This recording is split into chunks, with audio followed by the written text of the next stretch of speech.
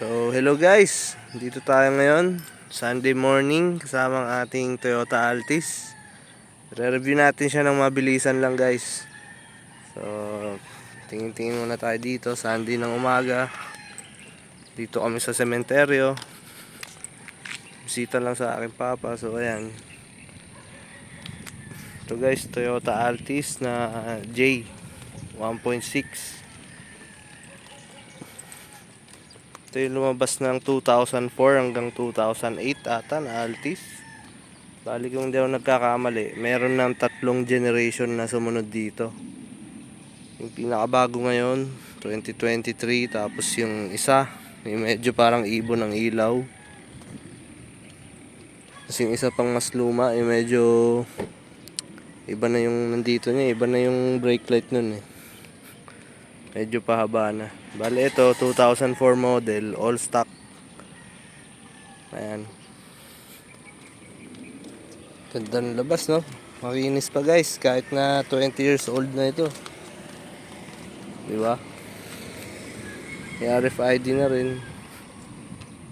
Ayan, bali, meron siyang mga chrome na garnish dito. Tapos ayan yung grill niya. Yung sa ibang version, ay ibang mga variant, yung mga mas matataas. Alam ko chrome din yun nandito na parang pahaba. Pero mas astig pa nga tignan tong ano eh. Nasa J. So ayan, makina nito guys, 3ZZ FE. Engine, double overhead siya na meron na ring VVTi.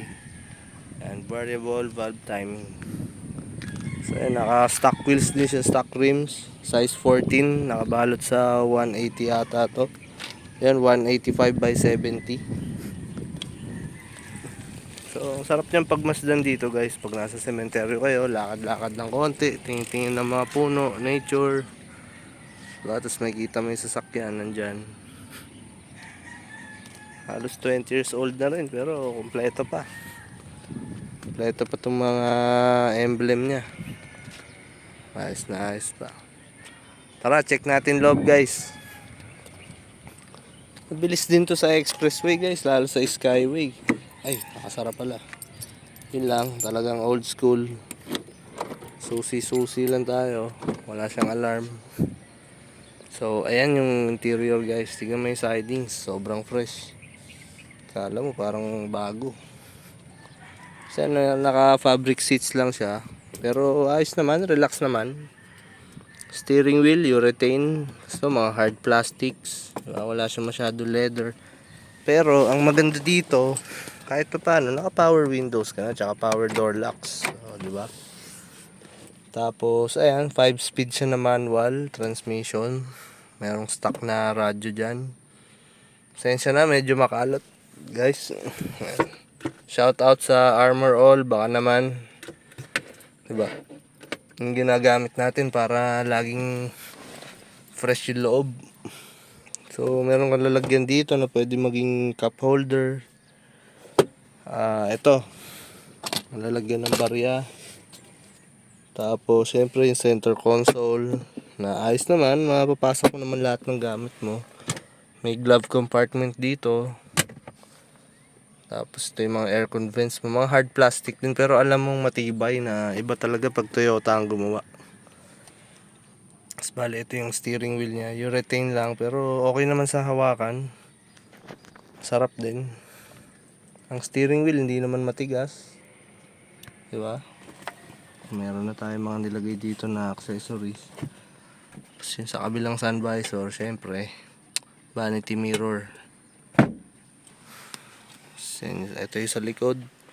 Kasya 5 tao dito guys. Tsaka pag tumakbo siya, yun nga, yun ang masasabi ko sa sasakyan na to. Napaka-reliable. Wala masyadong nasisira.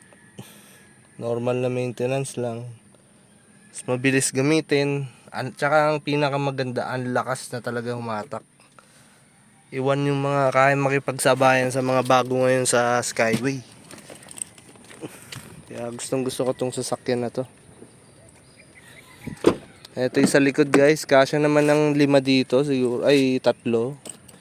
Although mataas yung tunnel niya sa baba, pero kaya naman. So try natin umupo.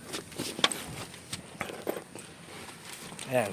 Pag nakaupo ka dito sa likod, Maganda-ganda rin yung legroom niya. Ito yung normal na driving position ko. Nasa 5'7 yata ako or 5'6. So pag umupo ka dito, malaki pa. 'Di ba? Isang fist. Tapos may halos ganyan. Malaki din. Maluwag na siya. Mas komportable naman. Ang headrest mo okay din. Mga ganyang kataas ang headrest, okay naman. Pero kung medyo matangkad ka, mga 6 footer, siguro masikip sa'yo dito.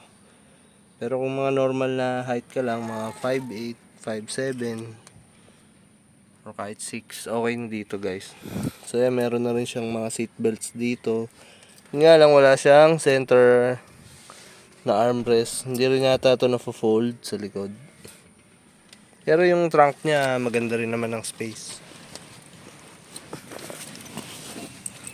Ngayon lang nakahawak ng Altis, pero alam mo yung parang nagustuhan mo na talaga siya. Kasi yun nga, napaka-economical, sobrang tipid, di ba? Mabilis, simple gamitin. Diyan lang makontrol, di ba? Basic na basic sa isang kotse. Pag tinignan mo yung likod niya, ayan, ang laki din. Ang daming pwedeng ikarga dito guys. So, hindi mo na rin kailangan ng SUV o ano. Ito pa lang, pwede na para sa akin. Kung hindi ka naman pang service mo lang o may bibilin-bilin ka lang, okay na to. Okay na siya. 2004 model ito guys. So nandiyan pa, kompleto pa yung handbook. Ay, yung handbook, yung manual, owner's manual. Hindi ito pa. Tara, check natin. Ayan o. Toyota. Yung mga iniingatan dapat. Yung papeles natin nandyan. At syempre, yung pinaka manual ng Corolla Altis. Ayan, di ba? Kompleto. Pag tinignan mo, nandyan lahat. Kung anong gusto mong basic maintenance sa sasakyan, nandyan siya lahat. Teka lang, ibabalik lang natin. Ayan. So isang mabilis na review lang to guys ng sasakyan. Gusto ko lang siyang ipakita dahil natutuwa talaga ako sa auto na to. At ang aircon guys, sobrang lamig. Yun palang nakalimutan ko sabihin. Kahit nasa number 1 lang ang fan mo, giginawin ka na. Halos lahat ng sumasakay dito pinapapatay yung aircon kasi sobrang lamig. Tapos guys, paki-comment nga kung sa anong variant yung ganito ang steering wheel. Wala akong makita pag may nakikita akong ibang Altis sa daan. Chine-check ko yung mga steering wheel. Kasi tinitignan ko kung anong itsura nung sa top of the line, ganyan. Sa top of the line, medyo parang 4 spoke or yun, or 5. Or 4 ata yun. Tapos parang malaki dito sa gitna. Eto 3 spoke lang siya, pero dito ako nagtataka bakit ganito yung emblem niya. Ayan, meron kang chrome na emblem ng Toyota. Yung sa iba parang nakaukit lang sa urethane. So paki-comment naman guys kung bakit ganun. So ito, nagustuhan ko rin to. Lalagyan mo ng mga cellphone, ganyan. Ito hindi ko makita kung para saan. Kasi meron siyang parang ayan, automatic siyang bumababa. Pero parang wala ka rin nilalagay. Siguro mga barya-barya mo or ano. So dapat mabait ka dito, mapagbigay ka dito kasi ang daming lalagyan ng barya. Meron ka dito, meron ka pa dun. So ayan yung interior niya guys. Dito wala ka ng mga cup holder, syempre luman-luma. Old school, lalagyan lang ng mga gamit or ano. Sa likod, ganun din. So ano pa ba? Tignan natin engine. Tara. 3ZZFE. Teka, buksan natin harap. Dito ako nagtataka talaga bakit ganun siya kalakas. Kasi trinay ko sa Skyway guys nung nakaraan. As in talagang kayang sumabay. Ang kasabayan ko, mga Nissan Terra, Fortuner, mga malalakas sumataw ng mga SUV, iniiwan niya lang. Kahit mga sedan. Teka lang guys, iyan ko lang. So ayan, ito ang makina niya, 16 valve na DOHC, double overhead camshaft, 3ZZFE, at nakasulat yan doon, ayun, ZEE, 3ZZ engine, diba? 3ZZ dash. Yan, may mga nakalagay dyan. Kompleto pa. Siyempre, Motolite. Shoutout sa Motolite. Baka naman, one click lang.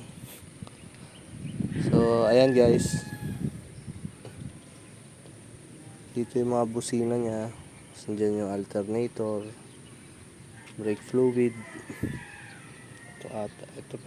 Ito yung brake fluid, steering pump. Napaka basic ng sasakyan guys. Dito air filter, di ba? Radiator. So napaka basic niya. Wala ka na halos. Wala kang problemahin dito eh. Ayan oh. Kompleto pa lahat ng mga ano niya. Fresh na fresh. Ganda, tsaka nagustuhan ko dito yung mga ilaw niya, hindi pa kupas kahit na matagal na. Hindi ko alam kung nakapalitan na to nung dating owner. Pero all goods pa yung ilaw. Tsaka ayun, sa 1 month na nagamit ko siya, wala talaga masabi, sobrang okay. Pasado sa akin to kahit na luma na. Pwede nyo i-consider to guys, mga Toyota Altis. Pareho naman nakbo sa mga bago ngayon. Kaya mas maganda pa nga yung takbo niya kaysa sa mga ibang sasakyan dyan na talagang overrated eh. Ayoko na magbanggit ng mga brand, ay ng mga pangalan ng sasakyan na yun. Pero madami, di ba? Mga ginagamit ng mga pa-cool kids. Pero may nagamit ako nun, hindi ganun kabilis. Kumpara mo dito kung stock ang labanan ha. Ito lakas, 1.6 dual VVTi. Ang ganda. Tapos yung pag-shift mo sa transmission, okay na okay. Pero yun mo, nalagyan pa niya nito. Meron pa siya nung heat guard. So ayun lang guys. Sana nagustuhan nyo itong ating quick review lang naman. Share ko lang yung sentiments ko about sa Toyota Altis. Minsan the best din yung mga sasakyan dati kumpara ngayon. Kayang-kaya makipagsabayan.